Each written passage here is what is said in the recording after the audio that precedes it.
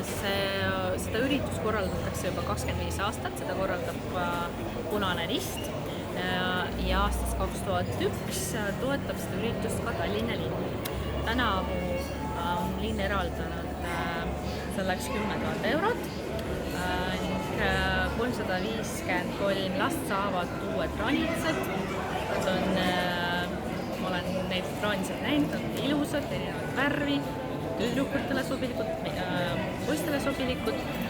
Raanitsed on täidetud kooliks vajalike asjadega ning lisaks näevad siis lapsed koos oma vanematega täna